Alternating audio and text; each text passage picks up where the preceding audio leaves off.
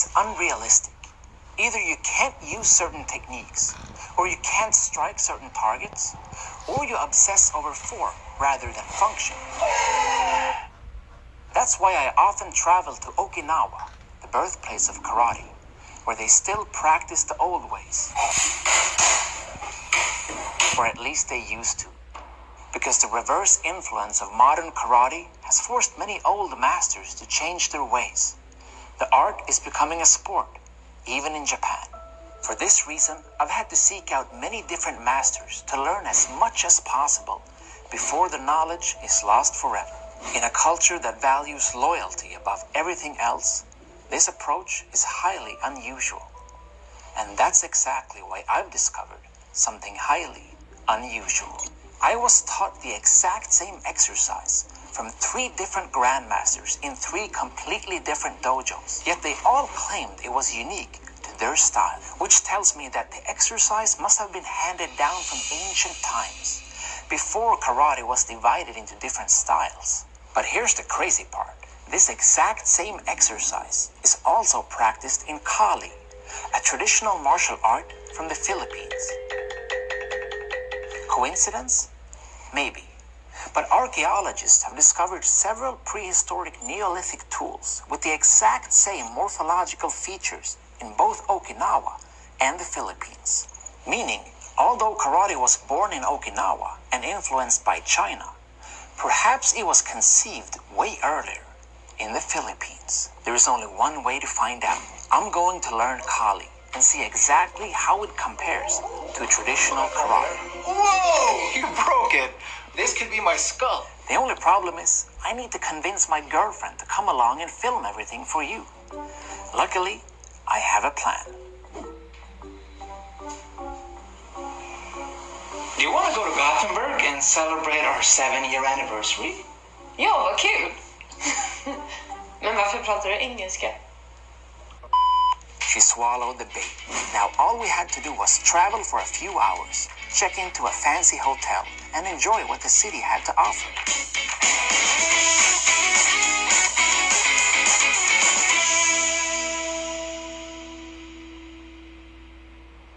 The following day, it was time to pop the question. Before we go home today, could you film a training session with me and a friend?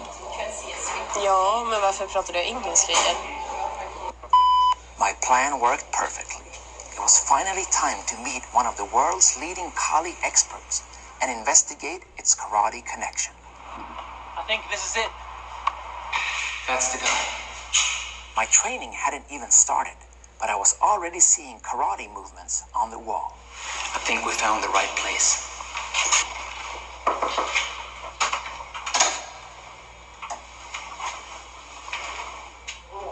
This is Johan Skolberg, direct student of the late great Grandmaster Ernesto Presas. With over 4 decades of experience, including multiple full-contact Kali championship titles, Johan's resume is unparalleled.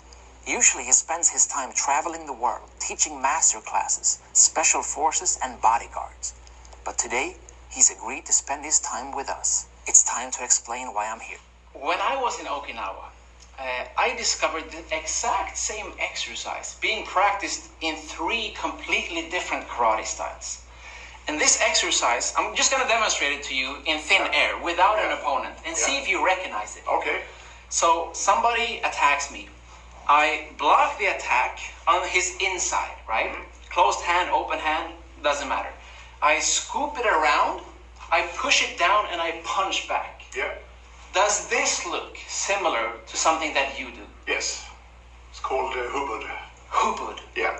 Hubud is a Filipino word that literally means to entangle.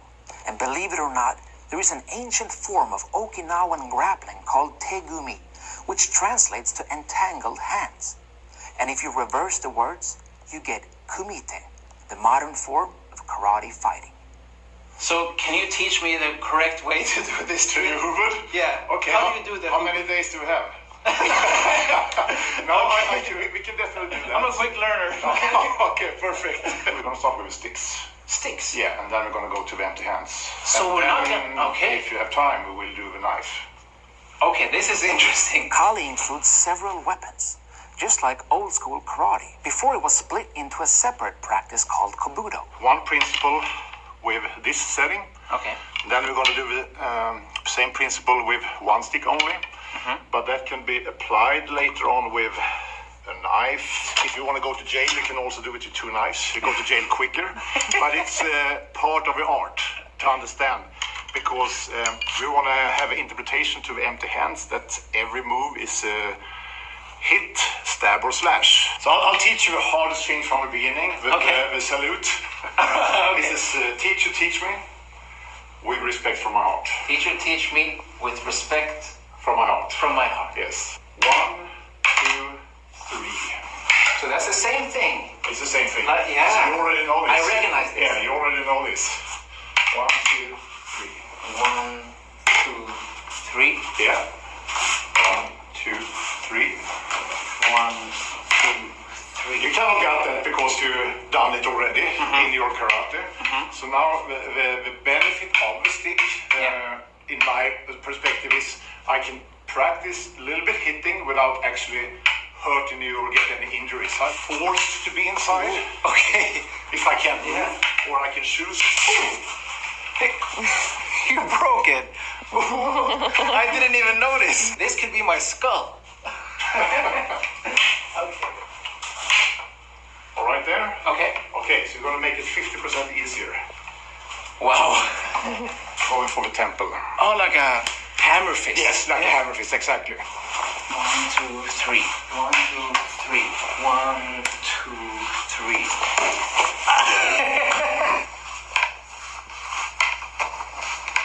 So now I can start to do my block together with a hit. Okay. So I will block and hit. Yes. So that could be my disarm, because if you have a weapon in that hand, I'm very eager to be able to disarm. Wow. So the basic hubad drill is something you can add things to kind of spice it up with different kinds I need to make a little bit fun of this guy now, because if you say hubad, means get naked. What? And that's not going to happen on this class. You need to say hubad. Hubud. Hubad, yes. Okay. Ready for empty hand? Let's try. Yes. It's going to be 100% easy now. Okay. And we're going to be doing that. 1, 2. So this is probably what you've been doing in your karate. Maybe with different attacks, I don't know, but similar. Yep. We did a straight punch. Okay, that's okay too. Yeah. Maybe we speed it up a little bit and we don't think so much about form. And suddenly I can change the energy. And now you have to react to that. 1, 2, 3. And you can choose if you want to go heavy and powerful. 1, 2, yeah. Or you can choose if you want to go a little bit narrow and faster. So you can play with energies there. Yeah. Wow. This is a very valuable exercise, I think. Okay. Yeah, cool, just from this short introduction. All right. I'm going to start teaching this to all my students. I'm stealing this. Yeah, sure. Here. I can do that one there. Whoa! That was insane. And the movements you did before were classical karate movements. It is. Later on, I want to be able to understand when can I have my knife reference. Okay. Because now I'm stabbing. Yeah. So that might be a reference. Yeah. Okay, now maybe I want to have that boxing. Ooh. Yeah. So how can I switch over to boxing? Because I will not box with too close. So Right, yeah. Will not be good boxing there. Yeah. But if I have, the elbow game might be here because I'm on that range. Yeah. Or maybe I'm feeling you too powerful. I can't afford to stay here, so I have to use kicking range and stay away from you. I try to wrap it up with doing some blade stuff with the same principle, because I like to have one principle and many applications. Yeah. So we'll take one knife each. Should I have the sharp part towards me or you? And a very common answer when I'm teaching is yes. If I'm looking for slashing in front of me, the blade should be there. But it can also be like I'm on a hook and work with the blade, more like a shaving action. 1, 2, 3. Yes. Forearm. Yes. So every technique can be countered. So this is my counter to stab, and that might be a counter there. Yeah. And then you're blocking, which is a problem for me, but that can also be countered. Oh. Or I'm trying to move this on there. And then you can start to do change-ups and stuff like that. You killed me thrice. Yes, yes. Do you incorporate any kicks? Yeah, Yeah. sure. How could that look? So if you just drop a knife for a little while, inside this framework, it would be more short-range kicking to the knees and stuff. Would you say this is the classic Kali kick? Yeah, we call it SIPA. We do all our kicks as well. And I talk a lot about how a smaller opponent can hit bigger. So if I'm struggling to do what we just did before because you're tall, so I can't get my head up here, I have to do something to ruin the structure. Should we continue with any more with the blades, or is that it? Depends on if you want to do some double blades, if you want to learn how to go to jail quicker. Yes, let's do it. So it doesn't make sense to see you punching against this. I would never attack you if I saw No, you. exactly. That's why you need to hide them. Well, I can't even see them now. Look at that. I slash your arm first, slash your throat, and then I kill you again. So now let's make sure I go to jail quicker. I love that. Don't try this at home. But I'm going to do that.